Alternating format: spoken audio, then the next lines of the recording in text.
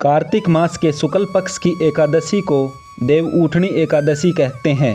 इस एकादशी पर भगवान विष्णु के व्रत करने के साथ ही तुलसी और शालिग्राम जी का विवाह कराने की परंपरा है। मान्यता है कि तुलसी विवाह संपन्न करवाने से कन्यादान के समान फल की प्राप्ति होती है और मोक्ष के द्वार खुल जाते हैं। चलिए जानते हैं तुलसी विवाह के बारे में प्रचलित कथाएं। ये कथा शंखचूड़, शिवजी और भगवान विष्णु से जुड़ी है। इस कथा का जिक्र शिवपुराण में है। शंखचूड़ नाम के असुर का विवाह तुलसी से हुआ था। वह अधर्मी था, लेकिन तुलसी के पतिव्रत की वजह से वह अजेय था। सभी देवता भी शंखचूड़ का वध नहीं कर पा रहे थे। इसके आतंक से त्रास्त होकर सभी देवता शिवजी के पास पहुँचे। शंखचूड़ का वध करने के लिए सबसे पहले तुलसी का पतिव्रत धर्म भंग करना था। भगवान विष्णु जी ने छल से तुलसी का पतिव्रत भंग कर दिया और शिवजी ने उधर शंखचूड़ का वध कर दिया। जब तुलसी को मालूम हुआ कि भगवान विष्णु ने उसके साथ छल किया है, तो उसने भगवान विष्णु को पत्थर बन जाने का शाप दे दिया। तुलसी को विष्णु जी ने वरदान दिया कि अब से गंडकी नदी और तुलसी के पौधे के रूप में तुम्हारी पूजा होगी। मेरी पूजा में भी तुलसी का उपयोग होगा।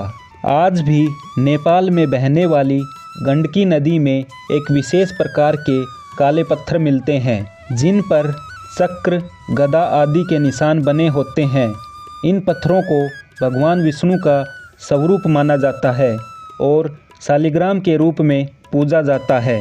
इस एकादशी से जुड़ी एक और मान्यता है।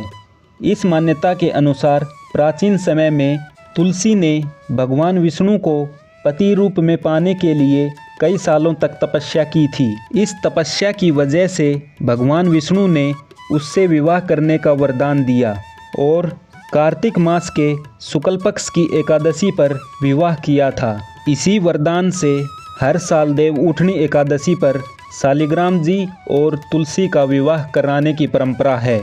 चलिए अब जानते हैं तुलसी विवाह पूजा विधि। तुलसी विवाह के लिए सबसे पहले लकड़ी की एक साफ चौकी पर आसन बिछाएं। गमले को गेरू से रंग दें और चौकी के ऊपर तुलसी जी को स्थापित करें। दूसरी चौकी पर भी आसन बिछाएं और उस पर शालिग्राम को स्थापित करें। दोनों चौकियों के ऊपर गन्ने से मंडप सजाएं। अब एक कलश में जल भरकर रखें और उसमें 5 या फिर 7 आम के पत्ते लगाकर पूजा स्थल पर स्थापित करें। फिर शालिग्राम व तुलसी के समक्ष घी का दीपक जलाएं और रोली या कुमकुम से तिलक करें। तुलसी पर लाल रंग की चुनरी चढ़ाएं। चूड़ी, बिंदी आदि चीज़ों से तुलसी का श्रृंगार करें। इसके बाद सावधानी से चौकी समेत शालिग्राम को हाथों में लेकर तुलसी की 7 परिक्रमा कराएं।